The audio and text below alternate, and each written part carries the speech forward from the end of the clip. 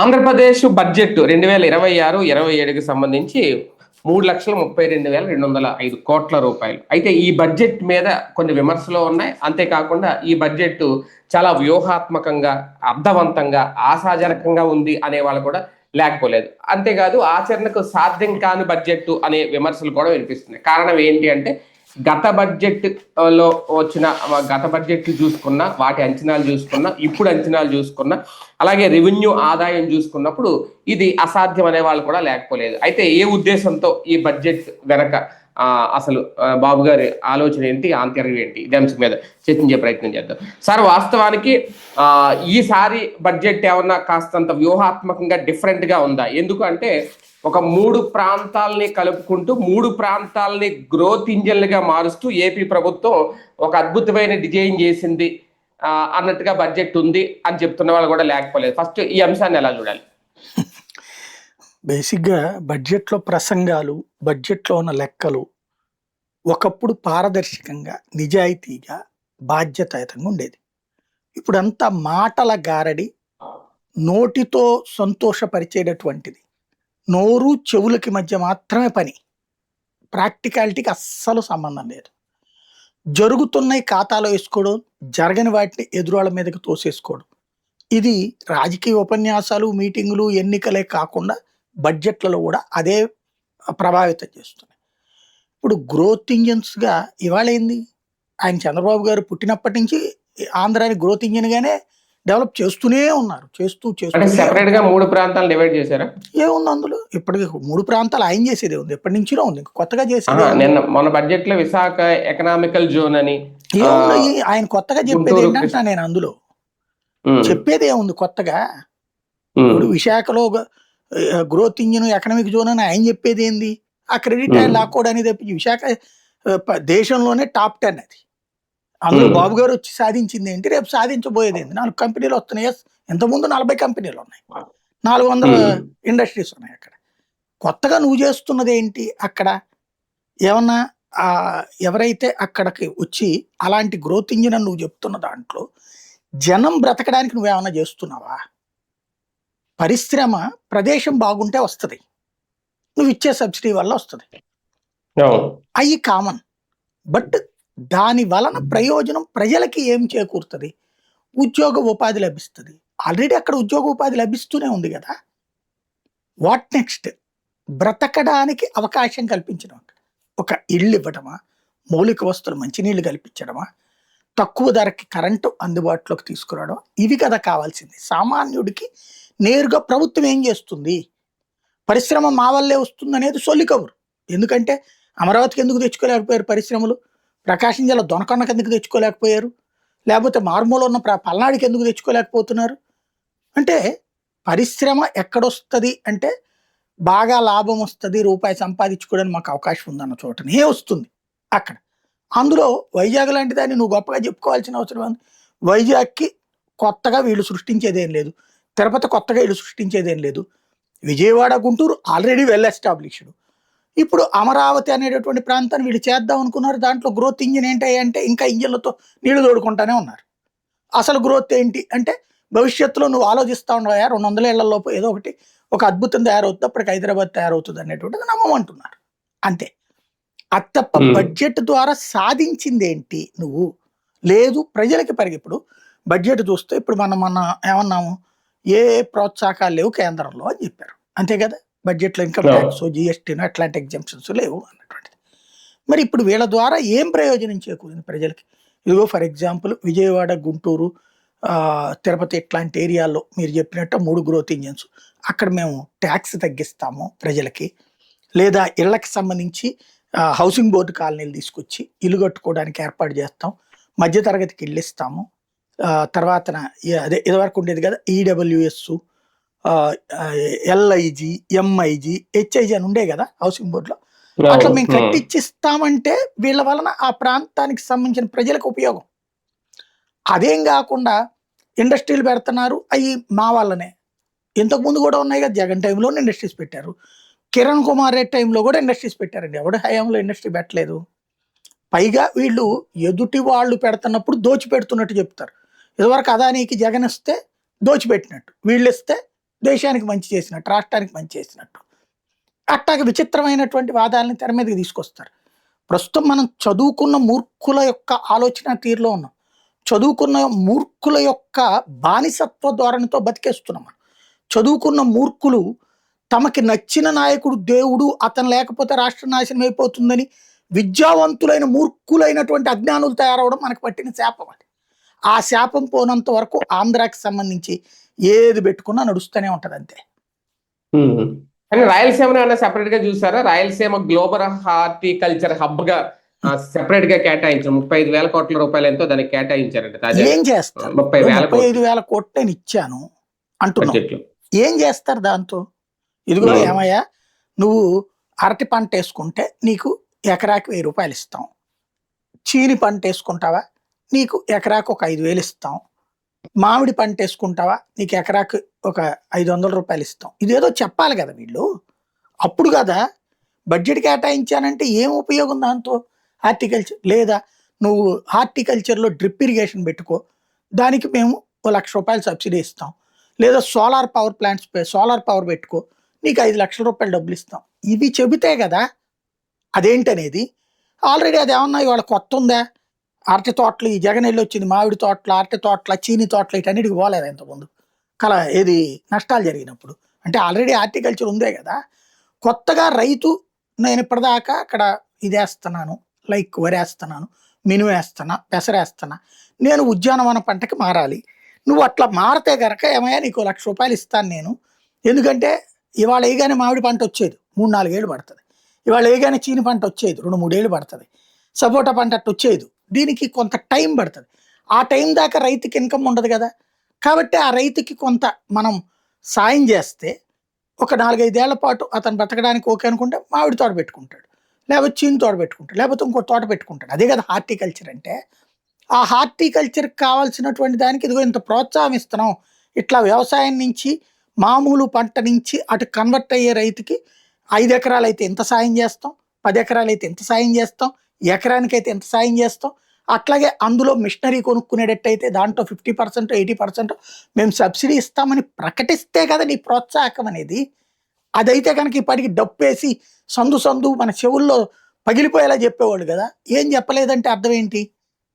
సహజ సిద్ధ బడ్జెట్ని వాళ్ళు ఏదో గొప్పగా రాయడానికి చెప్పడానికి వాడుతున్నారు. కొన్ని ప్రోత్సాహకాలు ఎట్లాగా ఉంటాయి కేంద్ర ప్రభుత్వం ఇచ్చేది, దానికి రాష్ట్ర ప్రభుత్వ వాటాది నడపడం తప్పించి మీరేం చేయబోతున్నారు అన్నది అయితే చెప్పట్లేదు కదా. ఇంకా అందులో గొప్పతనం ఏమున్నట్టు?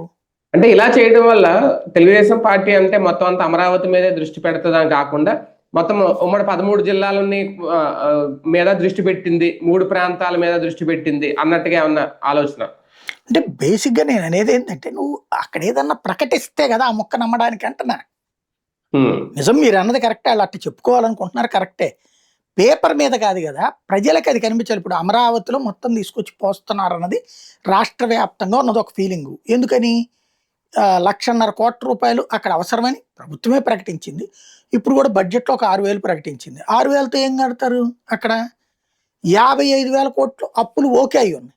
అంటే 55,000 కోట్లు అక్కడ పెడుతున్నారు కదా. ఇప్పుడు ఇక్కడ 30,000 కోట్లకి నువ్వు ఎక్కడి నుంచి అప్పు తెస్తున్నా? డబ్బులు ఏడున్నాయి నీ దగ్గర? లేవు కదా. రెవెన్యూ లోటు చెప్తివి, ద్రవ్య లోటు చెప్తివి. అంటే ఇప్పుడు ఎట్లా ఉందంటే, భార్యకి ఈ ఏడాది ఎండింగ్లకు మనకి డబ్బులు వస్తేలే నగలు చేయిస్తాను నీకు ఓ నెక్లెస్ అని చెప్పాడు అనుకోండి భర్త. భార్య రెడీలో ఉంటుంది.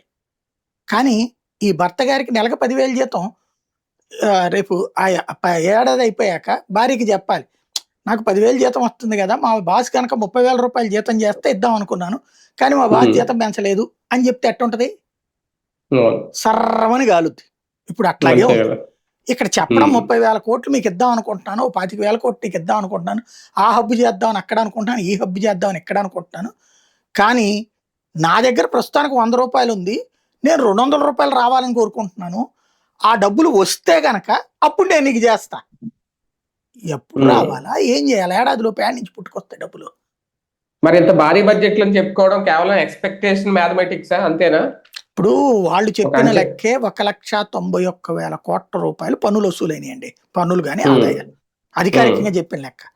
లాస్ట్ ఇయర్ 1,61,000 కోట్లు దాకా వచ్చింది. ఇప్పుడు 1,91,000 కోట్లు ఇన్కమ్ వచ్చిందని లెక్క చూపెట్టారు. ఆదాయం లెక్క. ఆదాయం లెక్క. దీన్ని ఇప్పుడు ఏం ఉమ్. చెప్తున్నారు, 2,30,30,000 కోట్లు 2,20,000 కోట్లకు అంచనా రావాలి. వేస్తున్నారు. అవును. ఎక్కడి నుంచి వస్తే ఇట్లా అకస్మాత్తుగా డబ్బులు? నెంబర్ 1 అంచనా. నెంబర్ 2 అది రాకపోతే నువ్వు ఆ పని చేయలేవుగాక. ఇలా అవును. వస్తే నీకు నెక్లెస్ కొని పెడదాం అనుకున్నా, రాకపోతే కొని పెట్టను కదా. పైగా ఇప్పుడు నాకు 100 రూపాయలు అవసరమైతే నా దగ్గర ఉంది 70 రూపాయలే. రెవెన్యూ లోటు, ద్రవ్య లోటు రెండు ఉన్నాయి ఇక్కడ. ఈ రెండు ఉన్నప్పుడు నువ్వు ఎట్ట తీరుస్తావు ఇక? అంటే గాల్లో మేఘాల్లాగే ఉన్న డబ్బులు నోట్ల కట్లు వచ్చి పడితే వీళ్ళ అకౌంట్లో డబ్బులు పడిపోతే అప్పుడు చేస్తారు. రెవెన్యూ లోటు 20% 20,000 కోట్లు చూపెడుతున్నారు, ద్రవ్య లోటు 80,000 కోట్లు చూపెడుతున్నారు. ఆల్రెడీ క్రిందటి ఏడాది అనౌన్స్ చేసిన వాటిట్లలో డబ్బులు లేక ఆగిపోయిన దాదాపు 70,000-80,000 కోట్లు చూపెట్టారు. ఎక్కడి నుంచి తెస్తారు మరి ఇవన్నీ అంటే? ఊహాజనితం. ఇది ఎట్లా ఉంటదంటే అదేదో సినిమా ఒకటి ఉంటది, మన బాబు మోహను ఊళ్ళో వాళ్ళందరికీ నేను కొండనెక్కి చూపెడతా అంటాడు. అందరూ కలిసి నాకు పోషించండి అంటాడు. ఒక నెల రోజులు 3 నెలలు పోషిస్తే చాలు, నేను కొండ ఎక్కి చూపెడతా అంటాడు. కొండ ఎక్కి చూపెడతా, కొండ ఎక్కి చూపెడతా అంటాడు. వీళ్ళకి అది అర్థం కాదు పదం. అందరూ భోజనాలు పెట్టి నాన్ వెజ్ అదంతా పెట్టిన తర్వాత కొండను ఎక్కుతున్నాను వాళ్ళు వచ్చేసేయండి అంటాడు. కొండను ఎత్తుతున్నాను రమ్మంటే అందరు కలిసి జనం అందరూ పోగొడతారు. మంచి బస్కీలు తీసి సరే ఇట్లా చేయబట్టు నుంచుంటాడు. అదేంటంటే కొండను ఎత్తి పెట్టండి నా చేతి మీద అంటాడు. అది ఇక్కడ బడ్జెట్. మీరు అందరూ కలిసి డబ్బులు సంపాదించుకుని మీరు ఎదిగితే, అప్పుడు మీరు పన్నులు కడితే, నాకు ఆదాయం పెరిగితే అప్పుడు నేను ఇవన్నీ చేద్దాం అనుకుంటున్నా, నా అప్పులు తీర్చి ఇవన్నీ చేద్దాం అనుకుంటున్నా. అంటే ఇప్పుడు రెవెన్యూ ఆదాయం 2.34 లక్షల కోట్లు వస్తే గానీ ఈయన చెప్పినట్టు ఇవన్నీ నెరవేరవా? ఇవన్నీ అవ్వవా? అసలు 2.34 లక్షల కోట్లు ఎట్లా వస్తాయో అంచనా లెక్కలేదు అక్కడ. అదే అంటున్నాను, ఆదాయం. అది వస్తే చేస్తారు ఒకటి. ఆల్రెడీ ఇప్పుడున్న అప్పు లోటు ఏంటి అనేది కూడా తేల్చదు. ఇప్పుడు దీంట్లో కూడా రెవెన్యూ లోటు చూపెట్టారు కదా 20%, 20,000 కోట్లు. ద్రవ్య లోటు 80,000 కోట్లు చూపెట్టారు. ద్రవ్యం అక్కడ లోటు ఉంది నీ దగ్గర. 100 రూపాయలు అవసరమైన చోట ఇప్పుడు 2.5 లక్షలకి 80,000 కోట్లకి ఆల్రెడీ లోటు ఉంది. ఎట తీరుస్తాను? ఇది కదా కన్ఫ్యూజన్. అవును. అంటే ఒక జిఎస్టి మీదో లేదంటే పన్నుల మీద వచ్చే ఆదాయం భవిష్యత్తులో ఏమైనా బాధుడు ఏమన్నా మొదలు పెడతారా ఈ స్థాయిలో రెవెన్యూ ఆదాయం రావాలి అంటే? వీళ్ళ దురదృష్టం ఏంటంటే ఇదివరకు అయితే వీళ్ళకి పన్నులు సొంతగా వేసుకునే అవకాశం ఉంది, ఇప్పుడు లేవు. జిఎస్టీ వచ్చాక వీళ్ళు జిఎస్టీ మీద సెస్ వేస్తారు, పెట్రోల్ లాంటి వాటి మీద అంతవరకే. ఇక అందులో కొత్తగా వేస్తే కనుక ఇప్పటికే 108 రూపాయలు ఉంది, వేస్తే అది 110 రూపాయలు అయిందంటే బూతులు పెడతారు జనం. అంటే రిజిస్ట్రేషన్ లో ఈ స్టాంపులు రిజిస్ట్రేషన్ వీళ్ళ చేతిలోనే ఉంటాయి. పెంచుతారు కానీ కొనేవాడు ఉండాలి కదా. ఆల్రెడీ పెంచినట్టారుగా, ఇప్పటికి చాలా పెంచేశారు. కొనేవాళ్ళు లేక తగ్గిస్తున్నారు ఇప్పుడు కొన్ని చోట్ల. మొన్న ఈ మధ్యన అదేదో 1000 రూపాయలు వారసత్వం అంటే మీ నాన్నగారి నుంచి మీ అమ్మగారి నుంచి మీకు గనక రాసుకునేట్టయితే ఇదివరకు 1% 2% ఉండేది ఆస్తి వాల్యూ మీద. దాన్ని 1000 రూపాయలని 20 లక్షలు ఎంతో దాటితే గనక 10,000 రూపాయలు కట్టాలని పెట్టారు. ఆ సిస్టమ్ కూడా ఎత్తేసారు ఇప్పుడు, వారసత్వ రిజిస్ట్రేషన్ కూడా ఎత్తేసి మళ్ళీ పాత పద్ధతిలోకి తీసుకొచ్చేసారు. కాబట్టి ఇక్కడ వీళ్ళకి సంబంధించినటువంటి ప్రత్యేకంగా వచ్చేది ఏదన్నా ఉండాలి అంటే ఆలోచన ఏం లేదు అక్కడ, ఊహాజనితం అంతే. కేంద్ర ప్రభుత్వాన్ని నమ్ముకోవడం. ఇలాంటి బడ్జెట్ ఇప్పుడు ఐవైఆర్ కూడా ఇలాంటిదే రేట్ చేశారు, అంత రెవెన్యూ అసలు ఆదాయం ఎలా వస్తుంది ఏంటనేది ఇవన్నీ క్యాలిక్యులేట్ చేసుకున్నప్పుడు ఇప్పటికే వైసీపీ రేట్ చేస్తున్న పాయింట్ సూపర్ 6 పూర్తిగా అమలు చేయలేదు, ఎన్నికల ముందు ఇచ్చిన బాండ్లు కానీ హామీలు కానీ ఇవన్నీ పక్కకి వెళ్ళిపోయినాయి అనేది. భవిష్యత్తులో ఇక సంక్షేమం పరిస్థితి ఏంటి? ఓకే, ఆ హామీలు వదిలేస్తారా, సక్రమంగా అమలు చేయగలుగుతారా లేదా? ప్రతి మహిళకి 1500 లేనట్టేనండి. అసలు ఆ ప్రస్తావన లేదు కదా, ప్రస్తావన కూడా లేదు కదా, బడ్జెట్ లో కేటాయింపులే లేవు కదా. లేదు కానీ 5 ఏళ్ల లోపు ఇంకా 3 ఏళ్ల లోపు చెయ్యాలి కదా, ఇచ్చిన హామీ నిలబెట్టుకోవాలి కదా. 100 రోజుల్లో అని చెప్పారు కదా. అవును, అయిపోయింది. 100 అయిపోయింది, ఏడాది అయిపోయింది, 2 ఏళ్ళు అయిపోయింది. ఇప్పుడు బడ్జెట్ లో కూడా లేదు కాబట్టి 3వ ఏడాది అయిపోతుంది. 3వ ఏడాది కూడా లేనట్టే. లాస్ట్ ఇయర్ ఏమన్నా ఇప్పుడు రాజస్థాన్ ప్రభుత్వం, మహారాష్ట్ర ప్రభుత్వం, బీహార్ ప్రభుత్వం, ఇప్పుడు తమిళనాడు ప్రభుత్వం కూడా 5,000 వేసింది అకౌంట్ లో. అట్లాగే ఏమన్నా వేస్తారేమో కానీ ఇక్కడ ప్రజలు అంత వెర్రోళ్ళు కాదు. ఎందుకంటే సంపూర్ణ రైతు రుణమాఫీ, డ్వాక్రా రుణమాఫీ చేస్తానని చివరికి ఓ 10,000 రూపాయలు చేతిలో పెడితే బూతులు తిట్టారు జనం, ఓట్లు తేడా పసుపు వచ్చింది. కుంకుమ. జగన్ అయితే అన్ని ఇచ్చాడు, ఇచ్చినా ఓడగొట్టారు. కాబట్టి అవును. మనం కూడా చివరిలో ఇస్తే సరిపోతుందిలే అనుకుంటున్నారు వీళ్ళు. కానీ మాట ఇచ్చి నిలుపుకోనప్పుడు ఏమని చెప్పుకుంటారు ప్రజల దగ్గరికి వెళ్ళి వీళ్ళు? రేపు ఇంటింటి దగ్గరికి వెళ్తారు, మీకు అంత సమృద్ధిగా ఉన్నాయి కదా అంటే ఎక్కడి నుంచి అని అడుగుతారు కదా. ఇప్పుడు ప్రభుత్వం నుంచి నువ్వేంటి, నీ పాత్ర ఏంటి ప్రభుత్వం తరఫున? 50 ఏళ్ళకి పెన్షన్ మాట తప్పివి, కొత్త పెన్షన్లు ఇందులో అనౌన్స్మెంటే లేదు కొత్తది. ఇప్పుడు ఇస్తున్న దాంట్లో కూడా 8 లక్షల కోతకు తగ్గించి పెట్టారు. అంటే 5 లక్షలు ఇప్పుడు చచ్చిపోయారు, వాళ్ళ పెన్షన్లు అయిపోయినాయి. ఇప్పుడు ఇంకో 3 లక్షలకు తగ్గించారు. అంటే 8 లక్షల మందికి రావు పెన్షన్. అంటే చనిపోయే వాళ్ళది కూడా లెక్కేసుకున్నారు. పోనీ 8 లక్షలు కొత్త వాళ్ళకి ఇవ్వచ్చు కదా. కొత్తయే లేదు, ఇప్పుడు ఉన్నాయి కూడా తగ్గిపోతాయేమో. లేవు. ప్లస్ 50 ఏళ్ళ పెన్షన్ మాటే లేదు. అది బీసీ ఎస్సీ ఎస్టీలకి ఇవన్నీ అయిపోయింది కదా. ప్లస్ చెప్పడం మాత్రం అదేదో మహిళలకి 90,000 కోట్ల ఎంతో అని రాశారు. ఏం చేస్తారు మీరు? ఎస్సీ ఎస్టీ బీసీ మైనార్టీ మహిళలకి అన్నారు. ఏంటి ఏమన్నా ఇవ్వబోతున్నారా? ఇచ్చేట్టయితే చెప్పేవాళ్ళుగా. ఏమన్నా లేకపోతే ఆ కేటాయింపు బడ్జెట్ లో చేసి రేపు చంద్రబాబు గారు ఏమైనా అనౌన్స్ చేస్తారు 1,500 రూపాయలు ఇవ్వబోతున్నామని, అది తెలియాల్సి ఉంది. 1,500 గురించి క్లారిటీ రాదేమో, అది ఆల్రెడీ P4 కి అనుసంధానం అన్నారు కదా, దానికి ఇంకా బడ్జెట్ లో ఎలా కేటాయిస్తారు? మరి వీళ్ళు 90,000 కోట్లు ఏంటో నాకు అర్థం కాల. ఆ 1,500 ఇంకా అయిపోయినట్టే నాకు తెలుసు. అది P4 కి అనేసి ఆయనే స్వయంగా చెప్పేశారు కదా. అది అయిపోయింది. నిరుద్యోగ భృతం, స్కిల్ డెవలప్మెంట్ కి. అవును. ఇంకా వాటికి కేటాయించారు, ఇంకా బడ్జెట్ లో కేటాయింపులు ఉండవు. అది లేనప్పుడు ఇంకా దాంట్లో ఇప్పుడు జగన్ టైంలో 50 ఏళ్ళకి పింఛన్ అదైతే ఉంటదేమో, అది కూడా లేదు కదా ఇప్పుడు. అది ఏమన్నా లాస్ట్ ఇయర్ చేయాలా?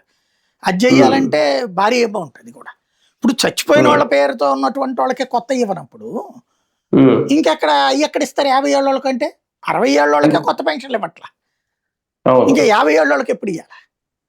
అంటే వాటికి సెపరేట్ కేటాయింపులు ఉండవు కదా సార్, మామూలుగా దీంట్లోనే ఇవ్వాలి. అది ఇక్కడ సమస్య ఏంటంటే ఇప్పుడు జగన్ టైంలో కొన్ని రైట్ చేశారు. రాగానే 3,000 అన్నాడు, తీరా చూస్తే ఏడాదికి 250 అని నాటకాలు ఆడాడని. ఎస్ కరెక్టే. మీరేమో రాగానే 50 ఏళ్ళకి పెన్షన్ అన్నారు, అసలే ఇవ్వట్లేదుగా. ప్లస్ ప్రతి నెల ఎప్పటికప్పుడు పెన్షన్లు పెంచేస్తామని చెప్పారు. ఇది పెన్షన్లు కొత్త పెన్షన్లు ఎప్పటికప్పుడు ఇస్తాం, ఏ నెలకా నెల అన్నారు. ఇప్పుడు ఆ ఊసే ఎత్తట్లేదు 20 నెలలు అయినా కూడా. ఈ 2 ఎన్నికల ముందు హామీ ఇచ్చారు కదా మీరు, 60 ఏళ్ళు దాటగానే ఎప్పటికప్పుడు పెన్షన్ ఇస్తామని చెప్పారా లేదా? మీరు చెప్పలేదంటే పోనీ చెప్పండి ఆ మొక్క. అట్లాగే చనిపోయిన వాళ్ళకి సంబంధించినటువంటి దాంట్లో వాళ్ళ భార్యలకు అన్నారు, ఇప్పుడు అదేదో ఇస్తున్నారంటారు స్పౌజ్ పెన్షన్ వరకు, అంతే. స్పౌజ్ పెన్షన్ వరకు నడుస్తుంది, మిగతాది లేదు. లేకపోతే నిరుద్యోగ భృతి, స్కిల్ డెవలప్మెంట్ నువ్వు చెప్పేది ఏంది? ఎప్పటి నుంచినో ఉంది అది. దాంట్లో ఏముంటది? ట్రైన్ అవుతాడు, ఆడు బాగుపడతాడు, పేరుకి నీ సర్టిఫికెట్ అది అదనంగా పనికి వచ్చేది తప్పించి నువ్వు చేసేది ఏం లేదు. కనీసం అమీర్పేటను JNTU లాంటి వాళ్ళని ఏమైనా ఇక్కడికి తీసుకొచ్చి నేర్పిస్తున్నారే? ఏం లేదు కదా. వాళ్ళు బాగుపడితే నా గొప్ప అని చెప్పు, వాళ్ళు కనుక ఫెయిల్ అయితే కనుక వాళ్ళ జాతకంతనం అని చెప్పు అన్నట్టుంది. నిరుద్యోగ భృతి లేదు, 50 ఏళ్ళ పెన్షన్ లేదు, మహిళలకు 1,500 లేదు. ఇవి రైతుకు సంబంధించి 14,000, అది 3 టర్మ్సే. ఇప్పుడు దీంట్లో మెన్షన్ చేసిన దాని ప్రకారం ఈ నెలలోపు ఇవ్వకపోతే, ఫిబ్రవరి ఇది అయిపోయింది, మార్చి 31 లోపు ఇవ్వబోతే రెండో ఏడాదిలో కూడా ప్రజలు మోసం చేసినట్టు రైతుని. అంతే కదా. 14,000 అన్నారు పోనీ చివరికి, ఆ 14,000 ఇప్పుడు 2 విడతలేగా వేసింది వీళ్ళు. 3వ విడత వేయాలి కదా. 3వ విడత కనుక ఏప్రిల్లో వేస్తే ఈ ఏడాది ఒక కిస్తీ ఎగ్గొట్టినట్టే కదా. ఫస్ట్ ఇయర్ 3 కిస్తీలు ఎగ్గొడుతుంది, రెండో ఏడాది ఇప్పటికి ఒక కిస్తీ ఎగ్గొట్టినట్టుంది ప్రజెంట్. అదేమన్నా మార్చి 31 లోపు ఇస్తే ఈ ఏడాది ఖాతాలోకి వస్తుంది. ఏప్రిల్లో ఇచ్చేటైతే నెక్స్ట్ ఆర్థిక సంవత్సరం ఖాతాలోకి వస్తుంది. మరి ఏం చేస్తారో చూడాలి. అంటే మేము ఒక భారీ బడ్జెట్ ప్రవేశపెడుతున్నాం, ఒక భారీ నెంబర్ చూపించి, అంకెలు పెద్ద చూపించి, ఇది ఒక వ్యూహం ప్రకారం ఏమన్నా ముందుకు వెళ్తున్నారా? ఓన్లీ అంకెల క్లారిటీ బడ్జెట్ అయినా వరుసగా ఇది కూడా మూడోసారి అనుకుంటా. అంకె ఎప్పటికప్పుడు ప్రభుత్వం మారినప్పుడైనా లేదా ప్రభుత్వంలో ఉన్న ప్రతి ఏడాది పెంచుకుంటూ పోతారు, ఇది కామన్. రియాలిటీకి అనుగుణంగా ప్రజల్ని కన్విన్స్ చేయలేరు. ఇందులో అప్పుది ఒకటే అతిపెద్ద బయటపడిపోయింది.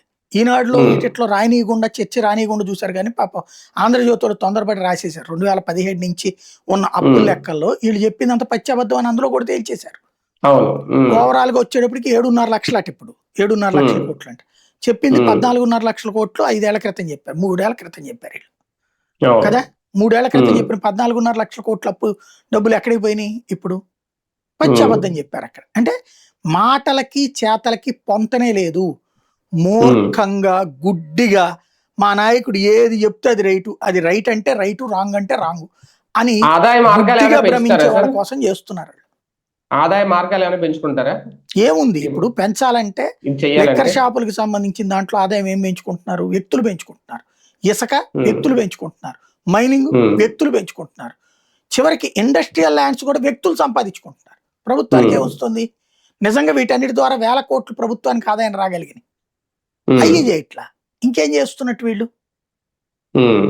మనం కష్టపడి ఏమన్నా రూపాయి సంపాదించుకుంటే మన దగ్గర వచ్చి వసూలు చేసే పన్ను తప్పించి వీళ్ళు కొత్తగా సాధిస్తున్నదేం లేదు.